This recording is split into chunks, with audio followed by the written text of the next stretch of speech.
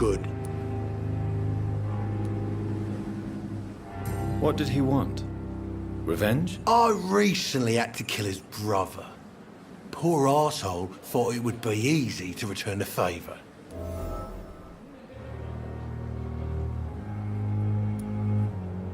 Only the strongest survive, then? Survival at all costs. Is that all you think about? I'm the toughest bastard you'll ever meet, Dr. Reed. And I don't give a fuck what you think of me. That man was determined to murder you. You almost died. What a surprise. The first time I met him, he nearly shit himself. Fucking coward. I guess revenge gives you balls. How is your hospitalization going, Mr. Cox? This is a shitty place with shitty staff. But as long as I'm treated all right, I'll be fine.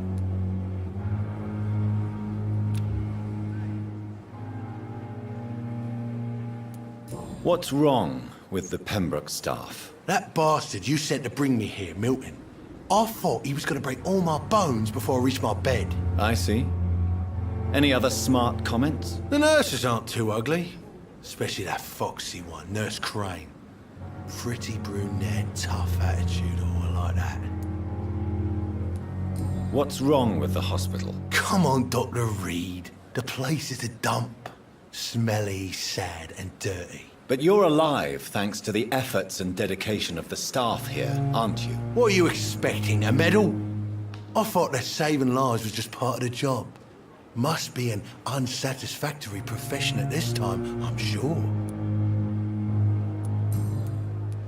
How is your hospitalization going? This is just...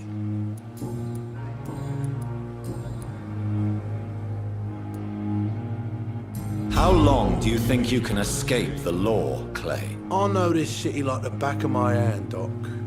I know its streets, who to pay, who to avoid, and who to bully. I won't get caught.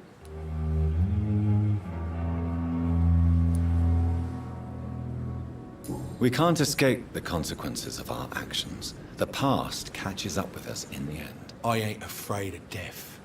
I don't hide who I am. I live my life honestly, which is more than I can say for most folks. And who are you, then? I'm the leader of the Wet Boot Boys.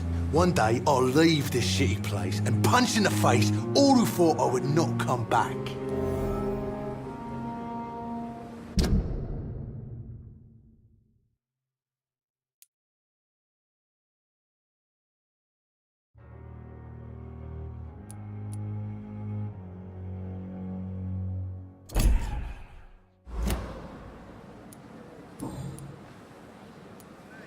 I'll leave you for now, Mr. Cox.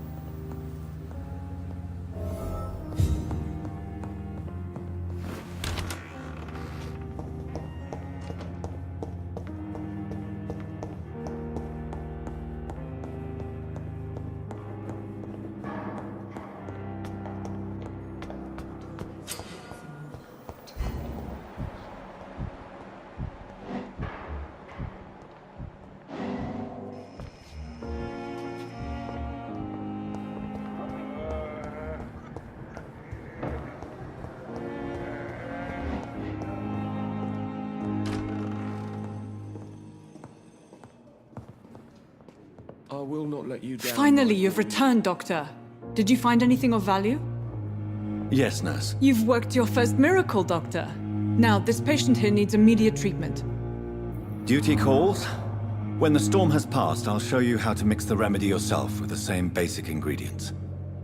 Many thanks, Doctor. When you've finished, you ought to report to Dr. Swansea in his office. He's been looking for you. Seemed pressing.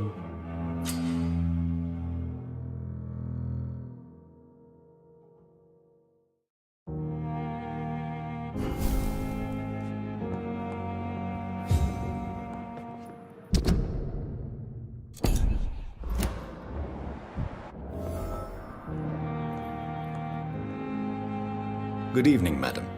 Can I help you? It's my son who needs you, sir. I'm Dr. Jonathan Reed. How can I help your son? I'm Beatrice Goswick, mother of Mortimer Goswick. Could you check on him, please, Dr. Reed? I've heard much of your talents as a physician.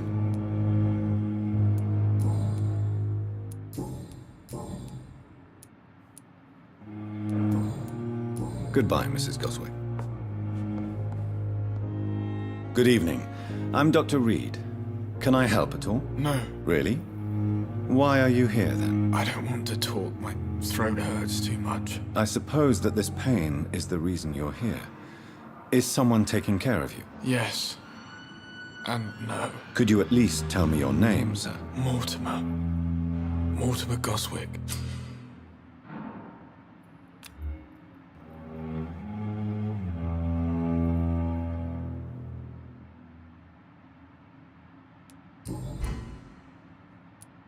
Tell me about yourself, Mr. Goswick. I don't want to talk, Doctor.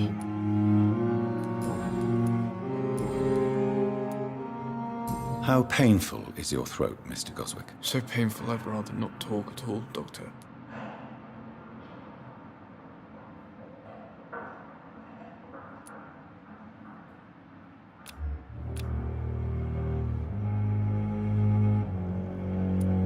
I'm sure you realize a doctor and his patient have to communicate, sir. Would it help if I gave you some paper and a pen? Not really. I see. Then maybe it's not just your throat that hurts, Mr. Goswick. Perhaps your sore throat is just the consequence of something more hurtful. Yes, maybe. But I don't want to talk or even write about it now.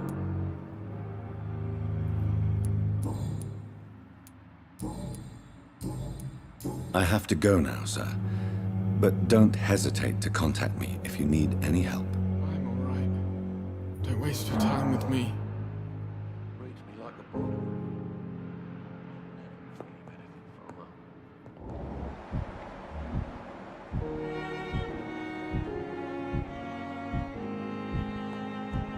Good evening, sir. Good evening, Mr. Goswick.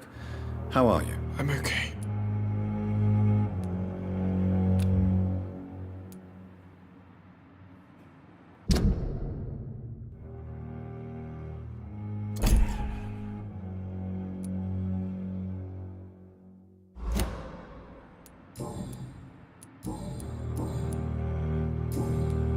I have to go now, sir. Good evening, sir. Doctor. Good evening, Doctor.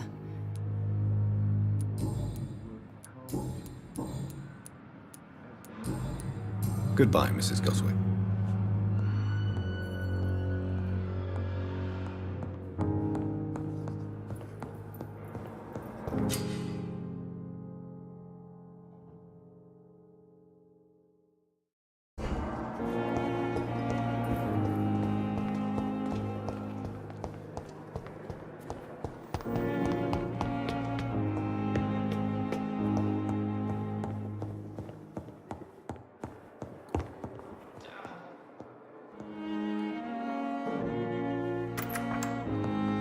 Please, Jonathan, come in. Fascinating, is it not? In the last decade, so many mysteries have been brought to light with our microscopes. The human body, biology's penultimate frontier. The more we explore its boundaries, the less we're able to trace a clear line between life and death. You, my friend, have a foot in both countries. The view must be vertiginous. It's at least as vertiginous as chatting about vampires with you, I would say. This must be all so new to you. This area of town, the hospital, a brand new life. How stimulating it must be. I wish I could share your enthusiasm, Dr. Swansea, but my condition defies scientific categorization. Undead? Unalive? Immortality defies logic. I cannot express my thrill at this serendipitous turn of events. The world's most eminent specialist in blood transfusions, a vampire. One might say a gift from heaven.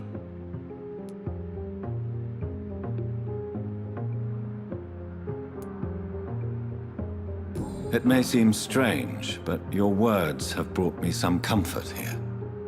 Forgive me. I've been an admirer of your work for a long time, and now you are so much more than a brilliant physician.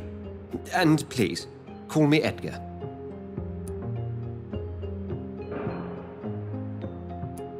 There is no need to apologize, Edgar.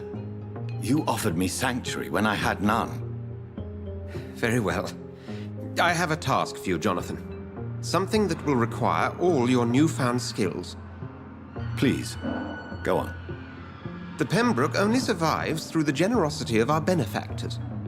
Unfortunately, our main donor has found herself in a bit of a bind.